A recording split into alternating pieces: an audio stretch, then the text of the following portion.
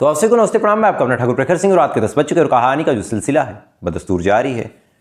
आज इत्तेफाक से अपने स्टूडियो में हूँ नहीं, क्योंकि घर में एक डेथ हुई थी और तेरावी का प्रोग्राम था तो उसमें जाना हुआ। उसके बाद फिर गांव लौट के आया नहीं, स्टूडियो में पहुंच नहीं सका। तो शहर वाले घर पे हूँ और बड़े अजीब इत्तेफाक है कि ये जो माफ़ी चाहूँगा और कल स्टूडियो पहुँच जाऊँगा तो ठीक ठाक कहानी आपके सामने ठीक ठाक तरीके से आएगी। करें चूँकि सर भी दर्द कर रहा, लेकिन फिर एक कहानी जो लगातार चर्चाओं में बनी हुई है और फिर मुझे लगा कि भाई मुझे भी ज़रूर बतानी चाहिए, क्योंकि इसमें कई सारी ऐसी चीज़ें हैं जो अपने आप में बड़ी अजीब हैं। इस देश में अमीर के लिए अलग कानून, गरीब के लिए अलग कानून, व्यवस्थाएं भी अलग, सिस्टम भी अलग, और उसका जो रिजल्ट है आम आदमी के अंदर इतना विश्वास है कि आम आदमी दुखी है। ऐसा क्यों कह रहा हूँ, पहले आप पूरी कहानी सुनिए। कहानी 13 मार्च की है, या फिर साफ शब्दों में कहें तो 13 मार्च और 14 मार्च के बीच की है। गुजरात में एक बेहद मशहूर जगह है बड़ोदरा, और वहीं पे एक थाना लगता है कटेली बाग, और इस थाने के अंतर्गत आने वाले जितने इलाके हैं, जितने एरिए हैं, बड़े पॉश हैं। वैसे भी गुजरात और बड़ोदरा में ज़्यादातर पैसे वाले लोग ही रहते हैं। वहाँ पे डायमंड और तमाम चीज़ों की खदानें हैं, लोग बिजनेस करते हैं। गुजरात अपने आप में वैसे बड़ा संपन्न है। तो ऐसे हाल में इसमें भी सबसे पॉश इलाका कटेली बाग के आसपास अरबपति करोड़पति लोग वहाँ पे रहा करते हैं। अब चूंकि 13 तारीख को होलिका दहन था और 14 तारीख को होली, तो ज़्यादातर लोग होलिका दहन के बाद सड़कों पे घूम रहे थे। 11:40 के आसपास की बात है। 11:40 के आसपास जब सड़कों पे लोग घूम रहे थे, अचानक से उनको एक धमाका सुनाई देता है। जैसे ही धमाका सुनाई देता है, फौरन लोग अपने मोबाइल का कैमरा ऑन करते हैं, उसके बाद भाग के उस जगह पे जाते हैं। महज सेकंड 2 सेकंड का फासला रहा होगा इस धमाके में और लोगों के पहुंचने में, क्योंकि शायद लोग सेल्फी वेल्फी ले ही रहे थे। इसी दौरान धमाका हुआ तो फ़ोन उधर घुमा दिया। जब घुमाते हैं तो एक चीज़ देखते हैं कि कार बुरी तरीके से लड़ी है, उसके एयरबैग पॉपअप हो गए हैं, और इसी दौरान एक शख्स जो कि ड्राइविंग सीट के जस्ट बगल में बैठा था, उससे उतरता है और उतरने के बाद अपना पल्ला झाड़ते हुए कहता है कि मैं इसमें नहीं हूँ, मेरी कोई गलती नहीं है, ये जाने ये चला रहा था। उसके बाद कुछ अपशब्द भी उसने कहे। इतना कहने के बाद जो ड्राइविंग सीट पे बैठा था वो भी उठता है। उठने के बाद पागलों जैसी हरकत शुरू करता है। सबसे पहले बोलता है कि another round, another round, another round, another round. उसके बाद फिर uncle uncle uncle uncle uncle चिल्लाने लगता है। अच्छा, ये तमाम चीज़ अभी बोलने लगा, लोग भी परेशान, ताजुब में कि भाई इसको क्या हो गया। इसके बाद थोड़ा सा और लोग उसके करीब जाते, फिर और चिल्लाने लगता है, ओम नमः शिवाय, ओम नमः शिवाय, ओम नमः शिवाय। लोग भी हैरान कि ये क्या मामला है। जैसे ये तमाम चीज़ें होती है, उसी के बाद पता चलता है कि इस शख्स ने 7-8 लोगों को कार से उड़ा दिया है, 3 अलग अलग गाड़ियों को उड़ा दिया है। और जब नब्ज सबकी टटोली गई तो पता चला कि इनमें से एक की मौत हो गई है, बाकी लोग बुरी तरीके से घायल हैं। अब ये तमाम चीज़ जब लोग देखते हैं, देखने के बाद इस शख्स को पीटना शुरू करते हैं। मामला पुलिस तक जाता है, पुलिस आती है। आने के बाद इसको गिरफ्तार करती है। इधर जो वीडियो लोगों ने बनाए थे वो सोशल मीडिया पे वायरल हो जाते हैं, और आसपास जो सीसीटीवी कैमरे थे उनको जब खंगाला गया तो एक्सीडेंट का भी वीडियो निकल के सामने आया। ये तमाम चीज़ें चलती रही। अगले दिन होली थी, तो होली पे लोग खुद ही होली खेलने में बिजी थे। न्यूज़ चैनलों पर भी होली की खबरें थी, और अलग अलग जगहों पे चूंकि संभल का मामला भी बड़ा गंभीर था तो लोग उसी को कवरेज दे रहे थे। लेकिन जैसे ही होली का अगला दिन आता है, जिसको परवा कहते हैं, उस दिन इस खबर ने तूल पकड़ ली। क्योंकि जो कुछ हुआ था इस पूरी कहानी में, जब ये पूरी कहानी आप जानेंगे तब आपको कुछ चीज़ें अजीब लगेंगी। और ऐसा क्यों कह रहा हूँ, पूरी कहानी आप सुनिए। बात 13 तारीख की है, रात के लगभग 10 बजे। एक शख्स जिसका नाम था रक्षित, ये उत्तर प्रदेश के बनारस का है, और बनारस से बड़ोदरा गया था पढ़ाई करने लॉ की, एमएस यूनिवर्सिटी में। एमएस यूनिवर्सिटी में लॉ की पढ़ाई कर रहा था। इसी दौरान इसकी दोस्ती प्रांशु नामक शख्स से हुई थी। प्रांशु भी सेमी कोर्स कर रहा था, लॉ भी कर रहा था, मास कम्युनिकेशन भी कर रहा था, और वो दूसरी यूनिवर्सिटी से कर रहा था। दोनों दोस्त थे, ठीक ठाक दोस्ती थी। इसी दौरान इन दोनों की दोस्ती अलग अलग लड़कों से भी थी। एक इन दोनों का कॉमन फ्रेंड था सुरेश। होली के एक दिन पहले यानी 13 तारीख को लगभग 10 बजे जो रक्षित है वो सुरेश के घर पे जाता है। सीढ़ियों से चढ़ता है, चढ़ने के दौरान इसके हाथ में एक बोतल थी। अब बोतल में क्या था, ये ताजुब की बात है। इसके जस्ट बाद प्रांशु आता है। प्रांशु रक्षित और सुरेश के पास आने से पहले अपने दोस्त चौहान के पास गया था। चौहान के पास एक गाड़ी थी जो उसके पापा की कंपनी के नाम रजिस्टर्ड थी। उस गाड़ी को प्रांशु मांग के लेके आता है। प्लान बना था कि भाई हम लोग होलिका दहन पे चलेंगे, लॉन्ग ड्राइव पे चलेंगे। अब ये लोग आते हैं, आने के बाद फिर गाड़ी पे बैठते हैं। इस दौरान प्रांशु के हाथ में स्टीयरिंग थी। जो रक्षित था, जिसने तमाम घटना को अंजाम दिया, वो साइड वाली सीट पे बैठा था। लेकिन इसी के जस्ट बाद रक्षित जिद कर लेता है और कहता है कि गाड़ी मैं चलाऊंगा, गाड़ी मैं चलाऊंगा। लगातार जिद करने लगा, लगातार फोर्स करने लगा। उसके बाद गाड़ी की स्टीयरिंग उसने हाथ में ले ली। उसके बाद ही निकलता है। इसी दौरान एक महिला जिसका नाम था हिमानी पटेल, हिमानी पटेल अपने बच्चे के लिए रंग लाने के लिए निकली थी। उसको उसके बच्चे ने बोला था कि मम्मी जाओ रंग लाओ, मेरे पास कलर नहीं है और कल मुझे होली खेलनी है। तो अपने कुछ जानकारों से मिलना भी था, अपने परिचितों से मिलना था, तो मिलने के लिए भी और रंग लाने के लिए स्कूटी से अपने पति के साथ वो निकली थी।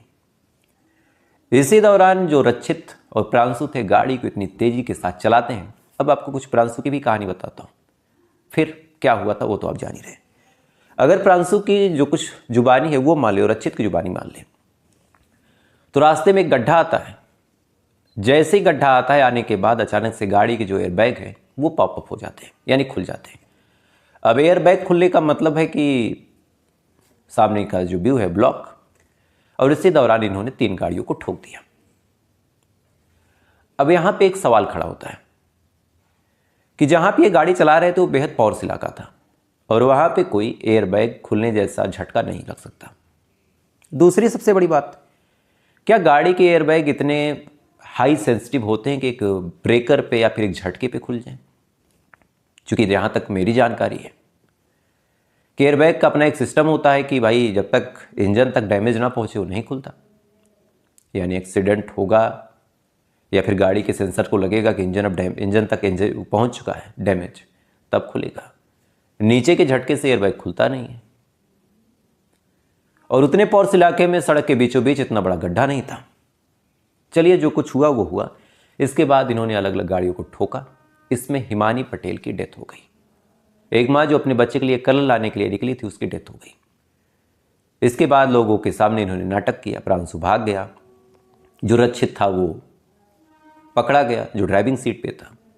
पुलिस आती है, आने के बाद रक्षित को गिरफ्तार करती है।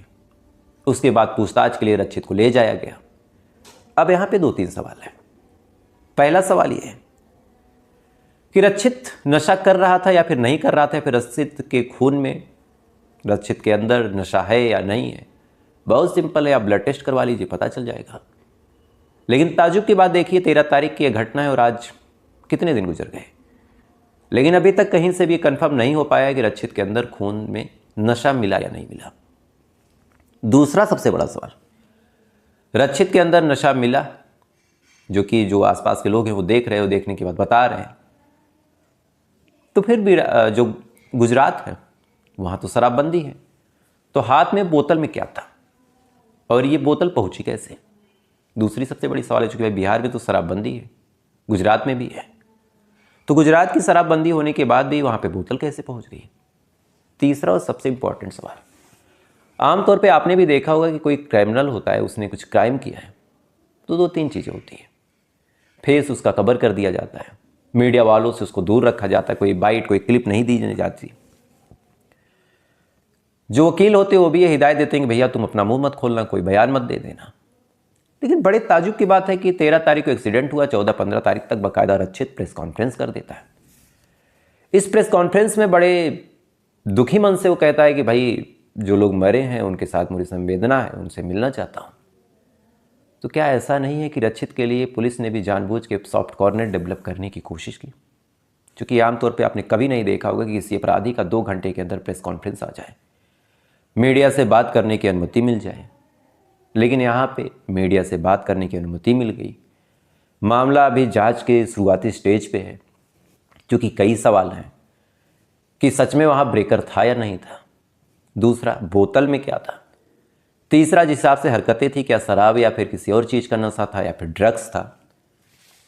चौथा सबसे बड़ा सवाल ये है, रक्षित ने अपने वीडियो में कहा है, जो उसने प्रेस कॉन्फ्रेंस की, कि जो स्पीड थी वो स्पीड 40-50 थी, लेकिन सीसीटीवी कैमरा और जिस हिसाब से डैमेज हुआ, आसपास के जो लोग हैं, जो धमाके की आवाज़ थी, ये तमाम चीज़ें इस तरफ इशारा कर रही है कि जो स्पीड थी वो 100 पार थी।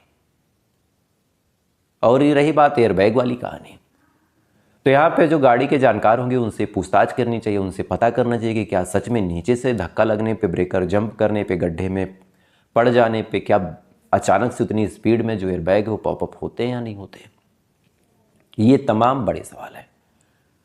लेकिन जिस हिसाब से इस देश में अमीर के लिए और गरीब के लिए और व्यवस्थाएं हैं, जो मैंने शुरू में कहा, उसके कुछ एग्जाम्पल आपको देता हूँ। आपको याद होगा कुछ टाइम पहले एक पोर्स वाली घटना हुई थी, पुणे पोर्स केस। इस घटना ने पूरे देश में एक उबाल ला दिया था, क्योंकि जिस हिसाब से एक लड़का नाबालिग था, उसके बाद उसके हाथों में एक पोर्स गाड़ी थी, गाड़ी चलाते हुए उसने एक स्कूटी सवार को उड़ा दिया। 2 लोग थे, उनके साथ क्या हुआ आप सभी जानते हैं। उड़ाने के जस्ट बाद सज़ा क्या मिली, एक काम करो बाबू, तुम 120 अक्षर का एक लेटर लिख दो, थोड़ा सा ट्रैफिक वैफिक के नियम सीख लो और काउंसलिंग करवा लो, बाकी तो मामला ठीक है। अब ये मामला जब हाईलाइटेड हुआ, उसमें बड़े बड़े चैनलों ने भाई आवाज़ उठाई, ये कौन सी सजा है। जब जांच पड़ताल की गई तो पता चला कि इस परिवार का दाऊद इब्राहिम के साथ संपर्क है, गैंगस्टर लोग हैं, माफिया हैं। हालांकि क्या सजा हुई अभी तक कोई कंफर्म जवाब नहीं आया। जो कुछ हमको आपको पता है कि बस एक लेटर लिखवाया गया, लेटर लिखवाने के बाद छोड़ दिया गया। यहाँ पे एक लड़का जिसका नाम है रक्षित, वो एक्सीडेंट करता है, 8 लोगों को कुचल देता है, कि मौत हो जाती है, बाकी की हालत गंभीर है।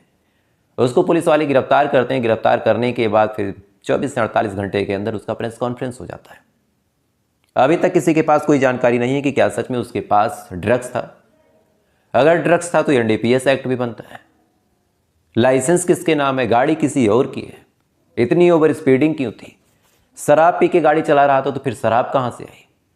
क्या इसने किसी और नशीले पदार्थ का सेवन किया था। एनदर राउंड का मतलब क्या था। ओम नमः शिवाय इसने क्यों बोला। क्या इसको पता था कि अगर मैं ओम नमः शिवाय बोलूंगा, जो कि ये पेशे से लॉ स्टूडेंट है, तो क्या इसको पता था कि ओम नमः शिवाय बोलूंगा तो लोग मुझे हिंदू जानेंगे, सनातनी जानेंगे, इस वजह से मुझे टच नहीं करेंगे। प्रांशु जिस हिसाब से गाड़ी से कूद के भागा कि इसकी गलती, क्या प्रांशु सच में कह रहा था पहले से कि भाई गाड़ी की स्पीड कम कर लो, धीमे कर लो। इसके बावजूद भी रक्षित ने जानबूझ के गाड़ी ओवर स्पीड की। उसका रिजल्ट ये निकला कि एक महिला की जान चली गई, बाकी लोग घायल हो गए।